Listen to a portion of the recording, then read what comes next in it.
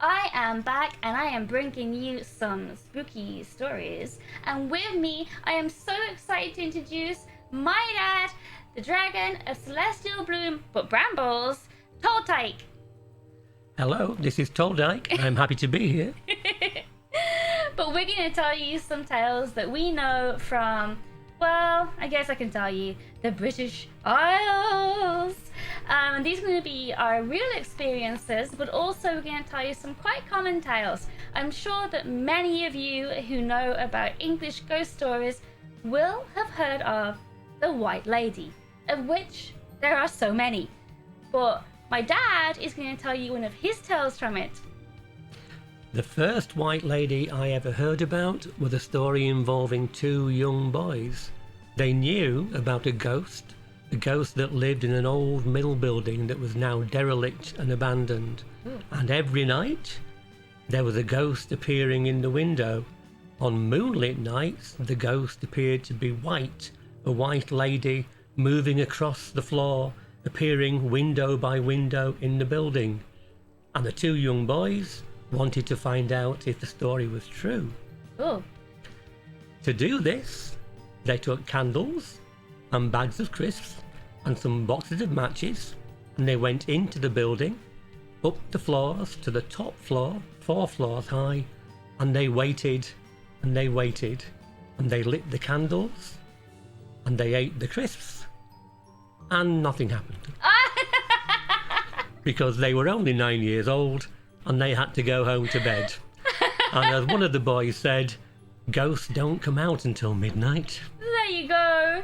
I suppose that even though you see people reporting ghosts all the time in the daylight, I never feel like it's right unless it's dark outside and that's when you see the ghost. Otherwise, it's not scary in the daylight. Even their candles didn't do much good, because in fact they lit the candles and it was still light outside. So it was a summer's evening when they A tried to summer's catch the evening, ghost. waiting for the White Lady. Yeah. I can only imagine what they were thinking, though. The fact that they went into this mill to find the ghost and they had to make sure they had their packets of crisps. The emergency rations, just in case the ghost appeared. Yeah. Or to barter with, like, if you don't possess us, we'll give you some crisps. The White Lady ghost story is still there. The building still exists, so who knows, one day, maybe some older children who can stay out late at night might discover the truth of the White Lady. It's making me want to go there, but at the same time, there are so many White Lady stories from the British Isles, and I always shy away a little bit because that's the one where you just think, what if it's real?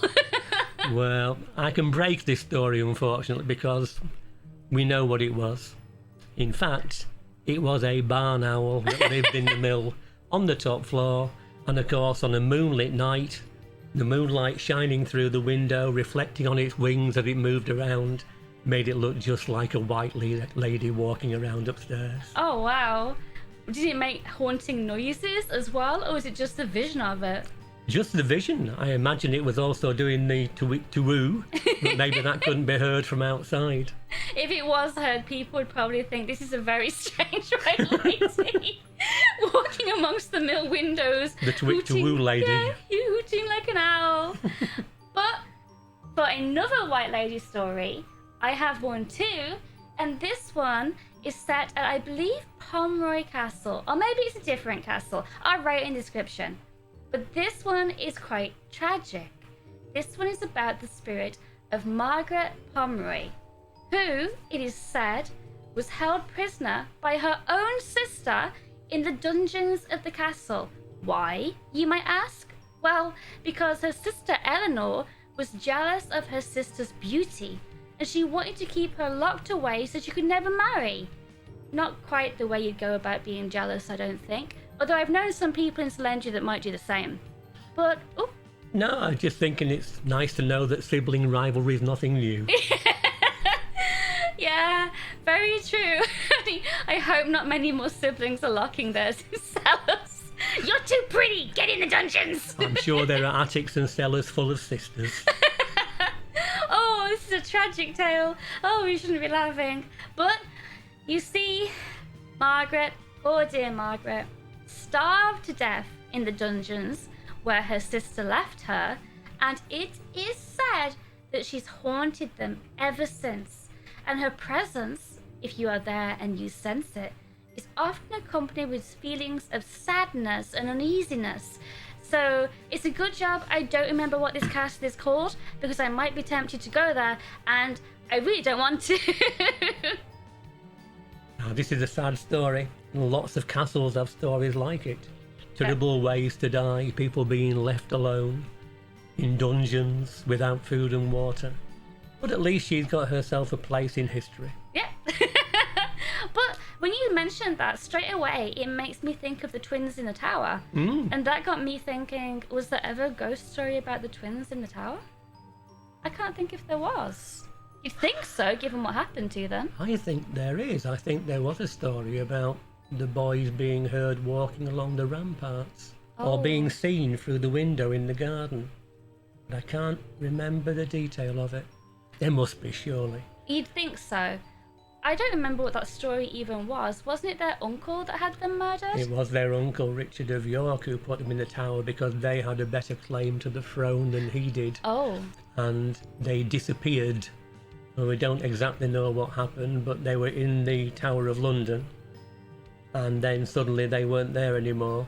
So, starved to death, got rid of, shipped out somewhere else. Who knows? Were other people aware that Richard had them locked in the tower? Sadly, at the time, the family was fighting itself to the death. Oh. So every uncle, every brother, every cousin was in danger from all the others. So it was nothing new, unfortunately, to find children being taken as hostages and kept by one part of the family to try and make the others do something. This was not a nice time. No. This was the Wars of the Roses. Jolly old England. I wonder if after they'd done a little bit of murdering, they just sat down for a cup of tea. Their after-murder tea. But talking of dungeons, again, there is another story set in dungeons. And this one is just as tragic. And yet again, it is about a woman falling in love. For this Ghost in Dungeons, it is set in a medieval abbey. And I'm not going to tell you where, so you have to find out on your own. But it's about a young nun called Constance de Beverley, who, unfortunately, well, no, not unfortunately, she had every right to fall in love. But falling in love with a gallant knight called Marmion was her breaking her sacred vows. And this is unfortunate. When the other nuns found out, their way of dealing with this was breaking her up alive in the walls of a building. Well, today, it's said that the ghost can be seen at the medieval abbey, begging to be released. And that is such a sad tale, because I think if I was to come back and haunt, how horrible it would be to come back and be in such sadness and so distraught. And I wonder what happened to Marmion. Did he get away? Just going to ask the same question. What did Marmion do? He must have found out what had happened to her, surely? You'd think so, unless when he came knocking on the doors and requested to see her and called out, "Constance de Beverley, Constance!" that unfortunately none said, "No, sorry, she's decided she doesn't like you anymore." And if it was an abbey, you wouldn't have been allowed in, and maybe you could never find out the truth. Just that she apparently had said she no longer loved him. Yeah, so it's tragic on both sides. More tragic for Constance, although part of me is thinking, but this is my romantic sense, that if Marmion really loved her, he'd suspect something was wrong, bash down the doors and go to find her. And she'd have been crying out from behind the wall. You don't just sit there quietly when someone walls you up. That's right. He was a gallant knight, after all, and a gallant knight should be arriving on his horse with his sword in hand and seeking to rescue the damsel in distress. That's their job, isn't it? Unless Marmion wasn't really a knight and it was all a ruse and he was actually the farmer's son from down the road and he couldn't there well riding on a pig with a stake. Or maybe he would if he was the gallant Marmion he was said to be. Or maybe Constance de Beverley just happened to have a not very nice elder sister. Oh, who was jealous of her beauty. and didn't want her to marry. I mean, maybe one of the nuns was her sister. You never know. Stick her in a room and build a wall. That's one of my worst fears. I have a couple of fears about stuff like that. I don't like deep water. I don't like the idea of being bricked into a wall, although I suppose that's not too strange. But also, I am terrified of being buried alive. So I've always said, if I die, put a bell in there, which was something they did, wasn't it? It is, yeah. When they were terrified of being buried alive, sometimes they would have a bell on the ground surface, and it was connected via pipe and a string into the grave itself. So if you woke up and found yourself in a strangely very dark night, locked in a wooden box, you could pull the bell, and hopefully somebody would hear it. Of course, the young children who lived in the area thought it was good fun to go and cut the string. No! Oh no, now I fear that my plan of having a bell is useless. You have to put me in there with a phone so I can play like blast music for people to hear. You need a Spotify connection. Yeah. Or just a walkie-talkie so I can communicate with people. Hello, stuck in hole. Anyone there? They did sometimes pay people to sit upstairs and wait for the bell to ring. I wondered that. I wondered with the people of the churchyard that were paid to walk around and listen for bells ringing. Because if not, you are really taking a chance in the night that someone's going to be passing by. Yeah. And the chances are between 1 o'clock at night through until daylight, not many people go through graveyards for some reason. That is true. Although I have often found comfort in graveyards, I cannot say I am brave enough to traverse them in the middle of the night, especially at the witching hour. I don't know why ghost witches would appear, but it's certainly something I'm afraid of. I wonder why they appear in graveyards anyway, because graveyards are associated with churches, so you would have thought from a witch's point of view, that's the last place you'd want to get caught at night. Unless they were planning revenge. Which many of them, I suspect, would. But we were talking about the nun that was bricked up alive in the walls, and you told me something very interesting earlier that I think people would want to hear. Well, this isn't a nun who falls in love and gets bricked up by the other nuns. This is somebody who actually volunteered to do it. This is somebody who was already in her 30s or 40s, and she volunteered to go into a church, and she was walled up in one part of the church, which left her effectively in a cell which had no windows, just a small hole in the wall that they could put food through. And she lived in there. She couldn't come out. She couldn't even go to the toilet outside. And they would put some food through, and she lived in the clothes that she was wearing when she first went in. And the idea was that she was dedicating herself to God, and this was her way of proving that she was dedicated and faithful. And people would go to the wall and ask her questions, because they assumed that somebody who was so holy would have the right answers to all of their questions. Whether she did or not, I really don't know. I wonder just how much common sense you're talking after you've been walled up in a cell for 10 or 15 years. You would think you'd go quite mad. I know that while being locked up in Castle Unknown, it has been quite difficult, which is why I'm so grateful you came down from Selendria to visit me. But it can't be as bad as being bricked up in a room with only a hole. The strange thing was that they also gave them a handbook on how to survive. Oh! And one of the things in the handbook was an instruction on what to do if you thought you might be dying. And the instruction was, dig your own grave. Oh yeah, we don't want to do it, so make sure you do it for yourself before you go. We've got too much work on our shoulders. We're bricking ladies up left and right. But this is sad too, because we don't know the truth of this story in terms of was there a ghost or not. So, this is the thing. Is this a ghost story or not? We're not sure. The lady was called Elizabeth, and in the cell she had a single candle, and when she died the candle went out. But the vicar says that on nights where there's a full moon, sometimes a single candle on the altar will suddenly burst into flame. Ooh. And it will burn, and it will burn for 1 hour, and then it will go out. And that they call Elizabeth's candle, because nobody knows who lights it. Nobody could. But Really? it lights. Yeah. That's a weird one because that's something that you would think must be supernatural or paranormal. I never know which one it is. But I don't know if I saw that, if I'd find comfort in seeing it because, oh, it's Elizabeth. Or if I'd be terrified and went out screaming because, oh, it's Elizabeth and she's not alive. Well, it's just a candle burning. She isn't walking down the aisle carrying it. I suppose that's true. So that's not quite so scary. It could, of course, be that the vicar's a drunkard and doesn't know what he's doing, but that's a different story altogether. Maybe he's an alcoholic Yeah. and been drinking too much communion wine. It is always possible. Elizabeth is actually a little bit too much whiskey. So Yeah.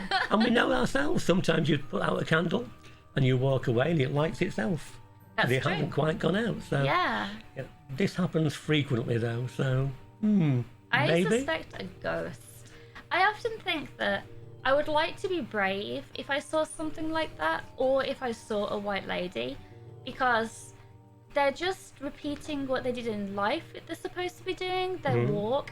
One of the ones that would definitely scare me would be seeing the ghost of Anne Boleyn running across the ramparts or wherever she's supposed to be screaming.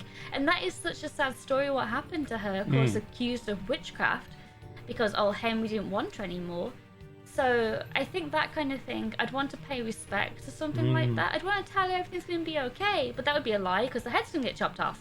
Well, there's another one, isn't it, where every year somebody lays, I think it's red roses, Oh, yeah. in the Tower of London for Anne Boleyn as a memorial.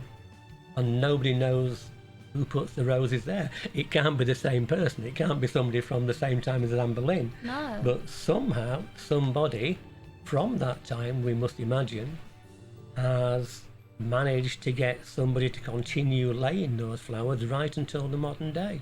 And they say they don't know who does it. They must know. I mean, now that if that becomes a popular thing, you'll get people trying to see. Is there easy access to where they're going? Could you see into it? Because people will be there with their cameras. It must be happening at night when the Tower of London is shut. Ah. So the only people who would see it would be the wardens. And maybe they are not watching. Maybe they don't want to watch. Maybe they appear in a black cloak with a big hood over their eyes, so you can't see who they are. Who do you think it could be? Could it be the Seymours? I really don't know. One story was that she did have a lover, but it was the lover that she had before she married Henry. Oh. And that he was so sad about what happened to her and the fact that he wasn't able to marry her because of Henry, that he continued his love for her afterwards by laying the flowers in the Tower of London. I think it's meant to be on the spot of the execution block. He should have gone in and chopped Henry's head off, see how he likes it. Yeah, He was so fond of it. he wouldn't have been the only person trying, I don't think. No. Well, Henry was supposed to have been a very fit, handsome young prince to begin with, wasn't Prince. he? But it's only people often see Henry VIII, and it's that picture where he's rather large, and that's how people view him. But wasn't it a hunting accident? He fell off his horse or something. Hunting or jousting, it might have been jousting, and I think he got a wound on his leg that became ulcerous and would never heal and stank. Oh. And that's why one or two of his later wives were more nursemaid than they were wife, as they tried to take care of him. But by that point, he was not the man he had been as a prince. He was no longer the poetry writing, musical, horse riding, very courageous prince that he had been, and he was now quite a bitter old man. He was a head chopper. He was a head chopper. Yeah. Yeah. He was a head chopper. Was it two got the heads chopped off? Two, I think. Yeah. I don't remember the rhyme, but it's something like two survive. No, one survive. I can't remember. You go through the mergers of them, and it's a little rhyme to remember it, which obviously didn't work because I forgot. That's right. I know one got divorced and I know one outlived him. Yeah, there was one that he actually supposedly loved that he did take care of after he divorced her. The initial one, Catherine of Aragon, he took care of. I think he realised he was doing something not very nice because he divorced her just because they weren't having a son. Yeah.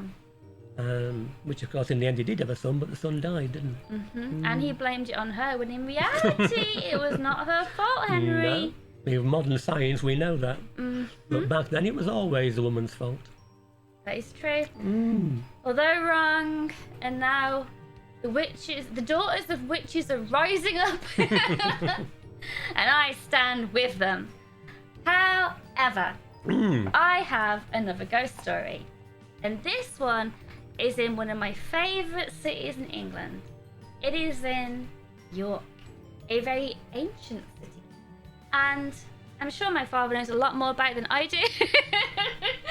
But it's a cool city with lots of haunting things and bookstores, so if you like that kind of thing, you should go. But this story is set in the Treasurer's House in York, and it's quite a common one, so you might know it already, but I'm going to tell you just in case.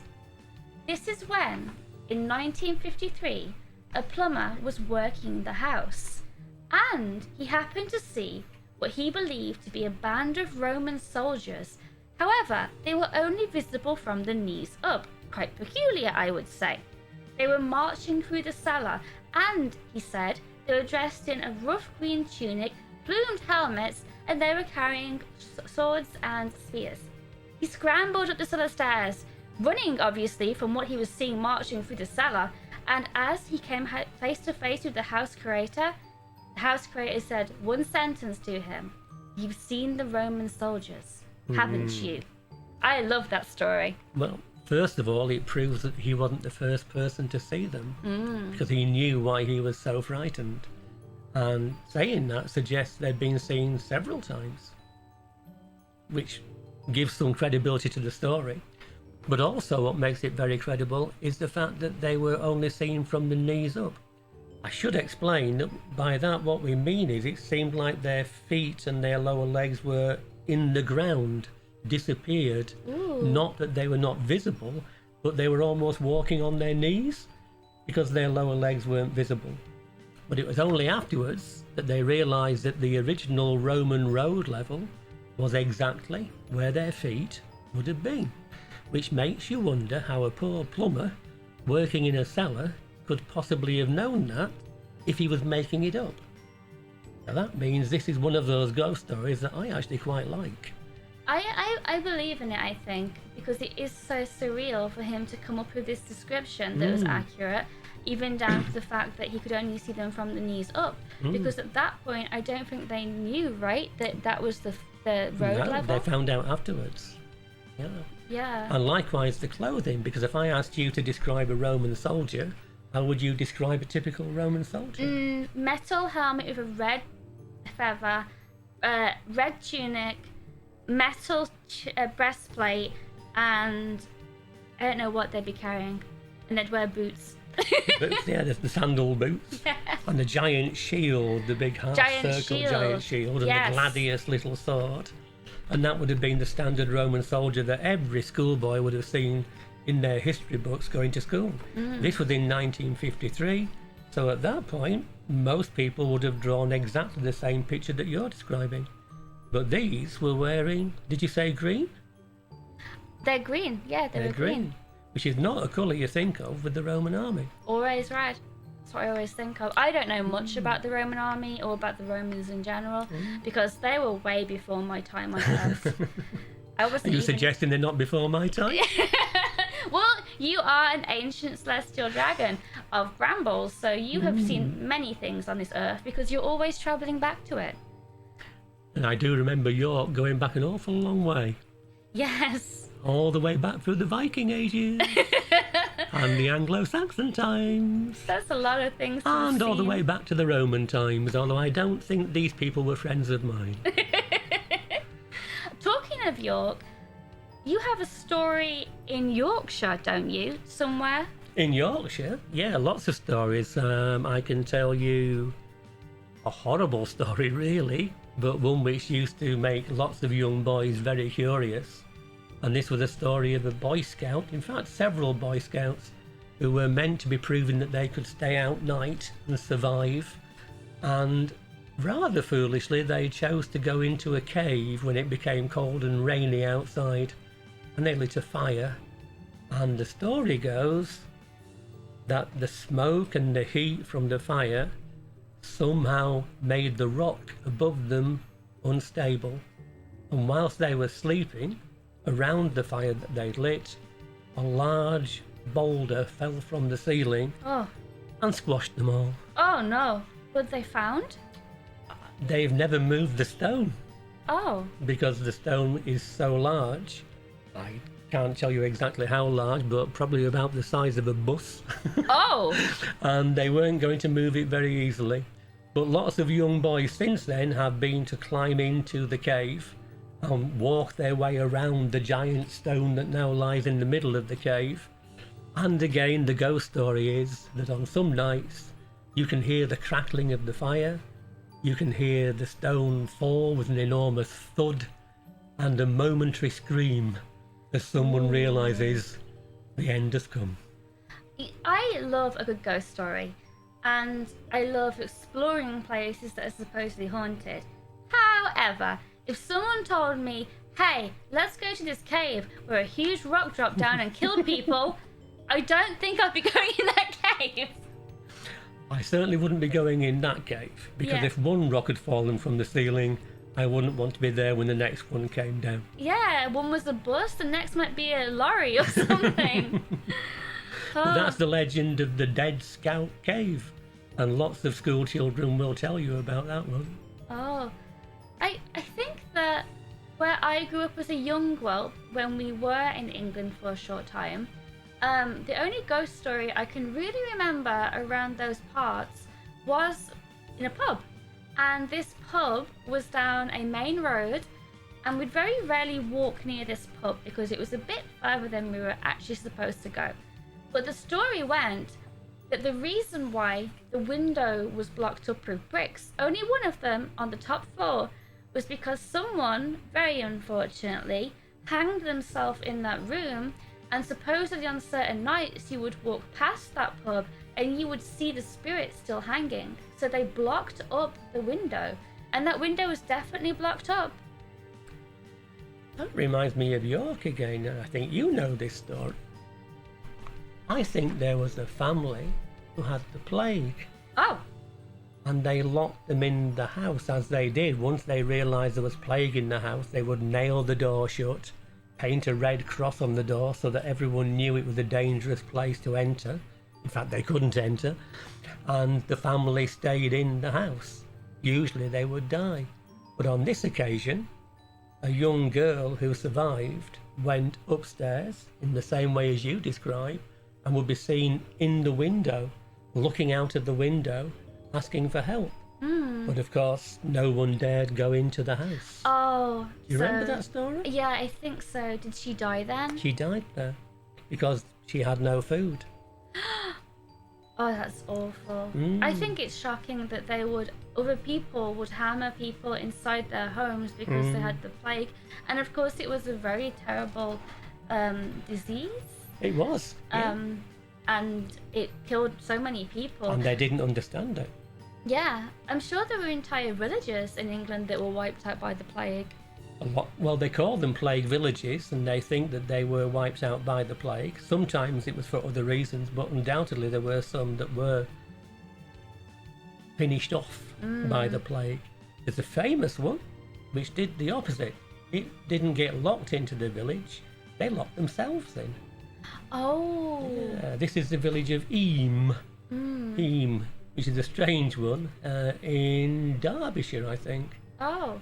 And the villagers there were all very fit and healthy until one day somebody who arrived from London carrying some rolls of Typical cloth, Londoner. always London, carrying the rolls of cloth, turned up at the house, and we think that the dreaded fleas that were carrying the plague were in the cloth, and almost immediately the plague started spreading through the village. Oh no. And so the vicar arranged with the entire village that none of them would leave the village. They would stay in the village and take their chances. and some very brave people would bring food and leave it for them on the edge of the village, and they would leave money for those brave people. I'm not sure I'd have picked the money up. I think I'd have given them it for free. Yes. But, I'm fine, thank you. You keep that. but they took the money, so that might say more about them. Yeah. But the village of Eyam did sacrifice itself, and I don't know the exact number. I think something like 50 or 60 people died. And they did it so as not to spread the disease any further around the country. What? And I don't think there are any ghosts. Oh, well, I wouldn't spend a night there. I wouldn't go camping around there. But I suppose they're all such good people, they didn't need to become ghosts. They just floated away. Or not karma, what's it called? Reincarnation happened, and they became cats that were very loved by their owners. Because if I came back in another life, I'd want to be a cat or a dog that got to laze around by the fire all day and be fed treats and food while being told how wonderful I am. I wonder if I could become somebody's pet dragon, although, quite frankly, in my dragon form, I am rather large. I suspect, given what's happening around Eyam being an agriculture area, they didn't turn into cats. They probably turned into sheep. Oh, I do like sheep as well, though. Not as much as goats. I've always found it strange that people think goats are satanic. They're cute. I like goats. Yeah. It's not their fault that they have eyes that look like the devil. Or does the devil have eyes that look like them? Yeah, maybe the devil's just copying them. If he can take any form, and he saw a goat and thought, oh, I quite fancy looking like that. Yeah, in fact the devil's a mimic, isn't it? Because he's borrowed the horns, he's borrowed the eyes, he's borrowed the feet, he's borrowed the tail. Not really a very creative piece of work. Some could say he is very similar to an other ancient god. But I think that might be it for our stories tonight. Unless you have any more. I have several. Oh! Many. Hundreds. But I will tell you one quick one. And this is still again a sad story, as they must be where ghosts are involved. And this is a ghost story which involves Tommyknockers. And Tommyknockers are people who have died, usually underground. Oh. And the haunting is because you can still hear on certain nights the sound of their pickaxes and their hammers at work hundreds of feet below the ground as they dig away into a coal face to try and dig out the coal. Oh. In this case, sadly, this was in the days before much health and safety, and the mine was very deep, and there was a fire, and the fire led to an explosion, and the explosion led to a collapse, which meant that the miners, dead or alive, were never rescued.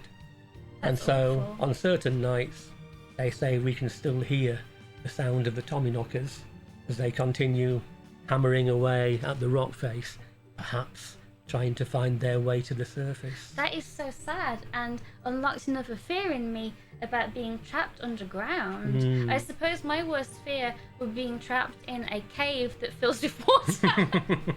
But that is so sad to get trapped underground, and of course, miners back then were treated so awfully. Yeah. Do you know that some miners actually dug the mines out under the sea? No. Yeah, in Cornwall they would dig straight down to start the mine shaft. But sometimes the veins of copper they were looking for would stretch out underneath the sea, and so they would continue digging the mine shaft down, but then the actual roadway that goes out to the face under sea. And so, not surprisingly, occasionally there'd be a leak. No, thank you. That leak would turn into a big puddle in no time. And they had to get out very quickly. But like with the Tommyknockers, sadly, they didn't always make it out. Enough did to tell the stories, though. Yes! Of all these things, I remember listening to the ground trying to see if I could hear Tommyknockers. Oh, actually, to end this, it reminds me of a little funny tidbit that I have, which is also based around horror. Back where I grew up, me and a friend who did not know I was a dragon, I kept my horns hidden under pigtails, and it worked very well. But we were walking up to another street, very close to where we lived, and we were walking down by some gutters, and some older boys came up to us very panicked, saying, "You need to be careful. Have you not heard?" And we were shocked, saying, "Heard what?" And he said, "In the gutters, a clown's living, and he's eating children." And it wasn't until years later that I watched Pennywise And realised it was true. realized I had been viciously tricked and haunted as a child. But that is all from us for tonight, and it has been an absolute pleasure doing this with my dad, and I hope we do many more in the future, and I hope you enjoyed it. Goodbye. Thank you for listening. Steady bye.